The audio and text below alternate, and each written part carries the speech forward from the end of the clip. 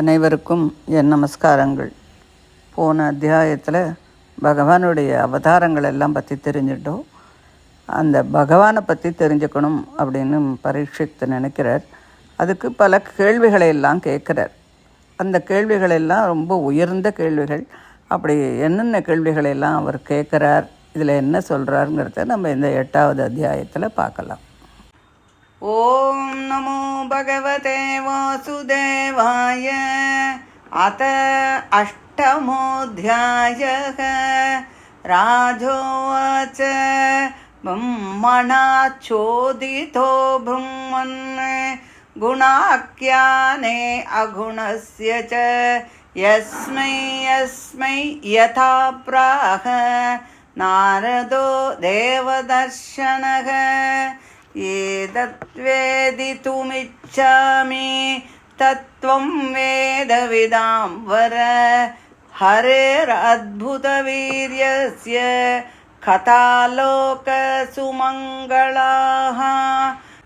कथयस्व महाभाग यताहम् अखिलात्मने कृष्णे निवेश्य निस्सङ्गं मनस्त्यक्ष्ये कलेवरम्.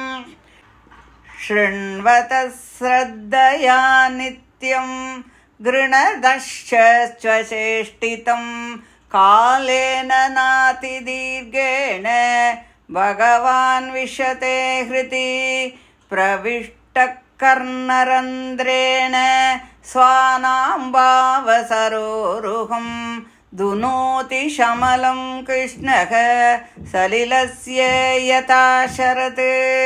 दौतात्मा पुरुषः कृष्ण पादमूलं न मुञ्चति मुक्तसर्वपरिक्लेशः पान्तस्वशरणं यथा. यदधातु मतो भुङ्मन् देहारम्भोऽस्य धातुभिः यदृच्छया हेतुना वा भवन्तो जानते यथा. आसीद् यदुदरात् पद्मं लोकसंस्थानलक्षणं यावानयं वै पुरुष यत्तावयवै पृथक् तावानसाविति प्रोक्तः संस्था अवयववानिव. अजसृजति भूतानि भूतात्मा यद् अनुग्रहात् ददृशे येन तद्रूपं नाभिपद्मसमुद्भवः. स चापि यत्र पुरुषो विश्वस्थित्युद्भवाप्ययः मुक्त्वात्ममायामायेशः शेते सर्वगुहाशयः. पुरुषावयवैर्लोकाः सपालाः पूर्वकल्पिताः लोकैरमुष्यावयवाः सपालै इति शुश्रुम. यावान् कल्पो विकल्पो वा यथा कालोऽनुमीयते भूतभव्य भवच्छब्द आयुर्मानं च यत्सतः कालस्यानुगतिर्यातु लक्ष्यतेऽन्विबृहत्यपि यावत्य कर्मगतयो यादृशीर्द्विजसत्तम. यस्मिन् कर्म समावायो यथा येनोपगृह्यते गुणानां गुणिनां चैव परिणामम् अभीप्सतां. भूपातालककुव्योम ग्रहनक्षत्रभूभृतां सरित्समुद्रद्वीपानां सम्भवश्चैतदोकशां. प्रमाणम् अण्डकोशस्य बाह्याभ्यन्तरभेदतः महतां चाणुचरितं वर्णाश्रमविनिश्चयः. युगानि युगमानं च धर्मो यश्च युगे युगे अवतारानुचरितं यदाश्चर्यतमं हरेः नृणां साधारणो धर्मः सविशेषश्च यादृशः श्रेणीनां राजर्षीणां च धर्मकृच्छ्रेषु जीवतां तत्त्वानां परिसङ्ख्यानं लक्षणं हेतुलक्षणं पुरुष आराधनविधिः योगस्य आध्यात्मिकस्य च योगेश्वर ऐश्वर्यगतिः लिङ्गभङ्गस्तु योगिनां वेदोपवेदधर्माणाम् इतिहासपुराणयोः सम्प्लवः सर्वभूतानां विक्रमप्रतिसङ्क्रमः इष्टापूर्तस्य काम्यानां त्रिवर्गस्य च यो विधिः यश्चानुशायिणां सर्गः पाखण्डस्य च सम्भवः आत्मनो बन्धमोक्षौ च व्यवस्थानं स्वरूपतः यथात्मतन्त्रो भगवान् विक्रीडति आत्ममायया विसृज्य वा यथा मायाम् उदास्ते साक्षिवद्विभुः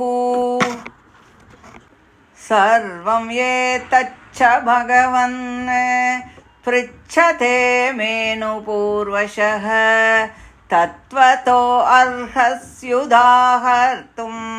प्रपन्नाय महामुने अत्र प्रमाणं हि भवान् परमेष्टि यथात्मभूः परेच्छेहानुतिष्ठन्ति पूर्वेषां पूर्वजैकृतम् न मे असवपरायन्ति बुम्मन्ननसनादमी पिबतो अच्युतपीयूषम् अन्यत्र कुपिताद्विजात् सूत उवाच स उपामन्त्रितो राज्ञा कथायाम् इति सत्पतेः ब्रह्मरातो वृषं प्रीतो विष्णुरातेन संसदि प्राह भागवतं नाम पुराणं ब्रह्मसंहितं ब्रह्मणे भगवत्प्रोक्तं ब्रह्मकल्प उपागते यत्परीक्षिदृषभः पाण्डूनाम् अनुपृच्छति आनुपूर्व्येन तत्सर्वम् आख्यातुम् उपचक्रमे इति श्रीमद्भागवते महापुराणे पारमहंस्यां संहितायां द्वितीयस्कन्धे प्रश्नविधिर्नामाष्टमोऽध्यायः। श्रीहरये नमः श्रीहरये नमः श्रीहरये नमः। गोपिका जीवनस्मरणं गोविन्द गोविन्द. போன அத்தியாயத்தில் பகவானை பற்றி பிரம்மதேவர்கிட்டேருந்து நாரதர் தெரிஞ்சுண்டார். அதை மற்றவர்களுக்கெல்லாம் நீ விஸ்தாரமாக சொல்லு அப்படின்னு சொல்லி பிரம்மதேவர் சொன்னார் அப்படின்னு பார்த்தோம். இப்போது பரீட்சித் ராஜன் கேட்குறான், அந்த நாரதர் யார் யாருக்கு அந்த பகவானுடைய குணங்களை எல்லாம் எப்படி உபதேசித்தார், அந்த மங்களகரமான கதையை நீங்கள் எனக்கு சொல்லணும். பகவானுடைய கதையெல்லாம் காதோட வழியாக ஹிருதயத்தில் போய் பிரவேசிக்கும்போது மனதோஷங்களையெல்லாம் நாசம் பண்ணுறது. அப்படி ஆசை துவேஷம் விட்டவன் பகவான் பாதத்தை விட்டுடுவானா? அவனைத்தானே சரணடைவான். பஞ்சபூதங்கள் தேகத்தை உண்டு பண்ணுறது, பகவானோ அதற்கு எந்த விதமான சம்பந்தமும் இல்லாதவர். பஞ்சபூதங்கள் சம்பந்தங்கள்லாம் பகவானுக்கு ஏது? அவருக்கு எதுலேயுமே எந்த சம்பந்தமும் இல்லாதவர். அப்பேற்பட்ட அந்த பகவானுக்கு தேகம் எப்படி உண்டாச்சு? அது எந்த காரணமுமே இல்லாமல் தற்செயலாக உண்டானதா? லோகத்தினுடைய அமைப்புகளையெல்லாம் அடங்கிய இந்த ஜெகத் ரூபமான இந்த தாமரை பகவானுடைய நாபியிலேருந்து தானே வந்தது. அந்த தாமரை அதில் தானே பிரம்மா உண்டானார். அந்த புருஷனுக்கு உண்மையில் அவயவங்கள் இல்லைதான். அந்த புருஷனுக்குன்னு சொல்கிறது அந்த பகவானுக்கு. ஆனாலும் ஒரு லௌகீக புருஷனுக்கு எத்தனை அவயவங்கள்லாம் இருக்கோ அத்தனை அவயவங்கள் இருக்குது அப்படின்னு சொல்கிறேளே. அப்படின்னா அதான், ஏன்னா ஒரு அவயத்துலேருந்து ஒன்று உண்டாச்சு, அதுவே லோகத்துக்கு எல்லாமே அங்கேருந்து தான் வந்தது அப்படின்னு சொல்கிறா இல்லையா? அவயவங்களே இல்லாத, ரூபமே இல்லாத அந்த பகவானுக்கு இப்படி அவயவங்கள்லாம் இருக்குன்னு சொல்கிறேளே. அப்படின்னா லோகத்தில் இருக்கிறவாளுக்கும் பகவானுக்கும் என்ன வித்தியாசம் இருக்குது? பகவானுடைய நாபியிலிருந்து தோன்றியவரும் பஞ்சபூதங்களால் ஏற்பட்ட சரீரத்தை கொண்டவருமான பிரம்மதேவர் பிராணிகளையெல்லாம் சிருஷ்டிக்கிறார். அவர் யாரோட அனுகிரகத்தினால இந்த சிருஷ்டியெல்லாம் செய்கிறாரோ அதே அனுகிரகத்தால் தான் அவர் அனிருதன் என்று சொல்லக்கூடிய அந்த விராட் ரூபனை நேரில் பார்த்தாரே. சகல கல்யாண குணத்திற்கும் இருப்பிடமான இந்த ஜெகத்தை உண்டு பண்ணுகின்ற யார் எல்லாம் உண்டு பண்ணுறா, அழிக்கிறா, எல்லாம் பகவான் தானே. அந்த பகவான் தன்னுடைய மாயா சக்தியை விட்டுட்டு எங்கு எந்த உருவத்தோடு சயனம் பண்ணிண்டுக்கார். அவருடைய அவயவங்களிலிருந்து சகல உலகங்களும் அதன் அதிபதிகளும் சிருஷ்டிக்கப்பட்டார்கள் என்று சொன்னீர்களே. லோகபாலர்களே அந்த புருஷனுடைய அவயவம் என்று சொன்னீர்களே, அதெல்லாம் கொஞ்சம் சொல்லுங்கோ. பிரம்மதேவன் முன்கல்பத்தில் படைச்சது போலவே மேல் கல்பத்திலையும் படைக்கிறான் அப்படின்னு சொன்னேளே. இந்த கல்பம் என்றால் என்ன, விகல்பம் என்றால் என்ன? இதுக்கெல்லாம் காலத்தினுடைய அளவு என்ன, எத்தனை காலத்தை கொண்டது?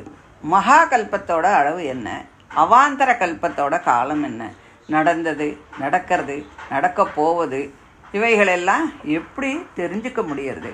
தேவதைகள், பித்ருக்கள், மனிதர்கள் மற்றும் பிராணிகள் இவைகளினுடைய ஆயுசெல்லாம் எவ்வளவு?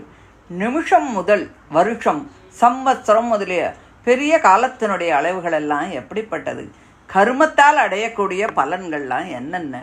புண்ணிய பாவ கர்மங்கள் எந்தெந்த பலனெல்லாம் தருது? எந்தெந்த கர்மங்களை செஞ்சால் எந்தெந்த தேவாதி சரீரத்தை அவன் அடையிறான்?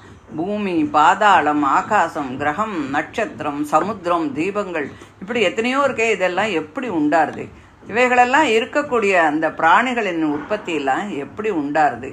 பிரம்ம அண்டத்தினுடைய அளவும் அதனுடைய வெளியில் உள்ளன்னா பிரம்ம அண்டத்துக்கு வெளியில் இருக்கக்கூடியதெல்லாம் அந்த யூனிவர்ஸு ஆவரணங்களினுடைய அந்த அளவு என்ன? 4 வர்ணங்கள், பிரம்மச்சரியம், கிரகஸ்தாசிரமம், வானப்பிரஸ்தம், சந்நியாசம் ஆகிய ஆசிரம நெறிகளினுடைய முறைகளெல்லாம் என்னென்ன? யுகங்கள் எத்தனை? அதன் கால அளவு என்ன? அந்தந்த யுகத்துக்கான பொதுவான தர்மம் என்ன? வர்ணாசிர தர்மங்கள், அந்தந்த தொழிலுக்கான தர்மங்கள், ராஜ தர்மங்கள், ஆபத் தர்மங்கள், இவைகளெல்லாம் சொல்லுங்கோ அப்படின்னு சொல்லி ஒரே கேள்வமயமாக கேட்டுருக்கார். ஏன்னா பரீட்சித் ராஜன் மகாபக்தன் அப்படின்னு பார்த்தோம். சுகபிரம்ம ரிஷியை பற்றி சொல்லவே வேண்டாம். அதனால் ரொம்ப பெரியவாள்கிட்ட ரொம்ப பெரியவா கேள்விகளை கேட்டால் எப்பேற்பட்ட கேள்வியை கேட்பா? நமக்கு இந்த கேள்விகள்லாம் எத்தனை உயர்ந்தது பாருங்க. நமக்கு இதில் ஏதானு ஒரு கேள்விக்கு பதில் தெரியுமா? இல்லை இது மாதிரி கேள்விகளை கேட்கணும்னு தான் தெரியுமா? தெரியவே தெரியாது. ஏன்னா நம்ம அத்தனை கெட்டிக்காரா. ஸோ இந்த கேள்விகள்லாம் எதுக்கு அவள் கேட்குறா இதில் அப்படின்னு சொன்னால் நாம் எல்லாம் இதை தெரிஞ்சுக்கணுங்கிறதுக்காகத்தான். இப்போ இந்த கேள்விகள் எல்லாம் இன்னும் முடியல, மேலே தொடர்றது. மகத் முதலிய தத்துவங்கள் எத்தனை எண்ணிக்கை? மூல பிரகிருதி, மகத், அகங்காரம், பஞ்சபூதங்கள், அதனுடைய சொரூபம் எல்லாம் என்ன? பகவானை எப்படி ஆராதனை பண்ணுறது? எந்த முறையில் ஆராதனை பண்ணணும்? அஷ்டாங்க யோகத்தினுடைய விதிமுறைகள் எல்லாம் என்ன? அப்படி அந்த யோகத்தை எல்லாம் பயின்றவாள்லாம் அனிமாதி சித்திகளை எல்லாம் எப்படி அடையிறா? அவர்களெல்லாம் அந்த யோகத்தை பயின்றவர்களெல்லாம் பகவானை அடையக்கூடிய மார்க்கம் இருட்டாக இருக்குமா, பிரகாசமாக இருக்குமா? வேதங்கள், அர்த்தசாஸ்திரம், ஆயுர்வேதம், தர்மசாஸ்திரம், இதிகாசம், புராணம், இவைகளெல்லாம் என்னென்ன தர்மங்களெல்லாம் சொல்லப்பட்டிருக்கு, இது எல்லாத்தையும் பற்றி நீங்கள் கொஞ்சம் சொல்லணும் அப்படின்னு சொல்லி கேட்குறார். சகல பிராணிகளினுடைய உற்பத்தி, ஸ்திதி, சம்ஹாரம், யாகம் பண்ணுறது, குளம் வெட்டுறது, பலன்கருதி செய்யக்கூடிய கர்மாக்கள், அறம், பொருள், இன்பம் இவைகளெல்லாம் அடைய செய்யும் கர்மாக்கள், இப்படி பலவித கர்மாக்கள் இவைகளெல்லாம் பற்றியும் பிரளய காலத்தில் லயமடைஞ்சிருக்கிற அந்த ஜீவர்களை எல்லாம் மறுபடியும் சிருஷ்டிப்பது, ஆத்மாவை பதப்படுத்துவது, அதிலேருந்து விடுதலை அடைவது, ஜீவனின் உண்மையான நிலையில் தன்னை நிலைநிறுத்திக் கொள்வது ஆகிய இவைகளையும் எப்படி சுதந்திரனாக பகவான் தன்னுடைய மாயா சக்தியால் திருவிளையாடலாம் பண்ணுறார். மாயையை உதறிவிட்டு சாட்சியாக பட்டும் படாமலும் இருக்கிறாரே, அதுதான் எல்லாத்தையும் பண்ணுறார், சகலத்தையும் பண்ணுறது அவர் தான். ஆனால் தனக்கு எதுலையுமே சம்மந்தம் இல்லைங்கிற மாதிரி இருக்காரே. இவைகளை எல்லாம் நாரதருக்கு பிரம்மதேவர் உபதேசித்தாரே, அதை எங்களுக்கு நீங்கள் திருப்பி உபதேசிக்கணும் அப்படின்னு சொல்லி ஒரே கேள்விமயமாக கேட்டு முடித்தார். என்னுடைய இந்த பிராணன் அன்ன ஆகாரமின்றி இருந்தாலும் கூட போகாது. ஏன்னு கேட்டால், உங்ககிட்டேருந்து கிருஷ்ண கதாமிருதத்தை நான் கேட்டுண்டே இருக்கும்போது, அந்த பானத்தை நான் சாப்பிட்டுட்டே இருக்கும்போது என்னுடைய பிராணன் போக முடியுமா? அதுக்கு ஒரே ஒரு வழிதான். அது என்னன்னா, அந்த பிராமண சாபத்தால் மட்டுமே அது போகும் அப்படின்னு சொல்லி பரீட்சித்ராஜன் சொல்கிறான். இதை கேட்ட சுகர் ரொம்ப சந்தோஷம் அடைகிறார். ஏன்னா கேட்ட கேள்விகள்லாம் சாதாரண விஷயமாக இருக்க முடியுமா?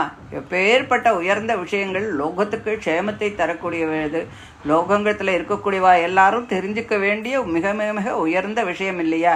அவர் ரொம்ப சந்தோஷப்படுறார்.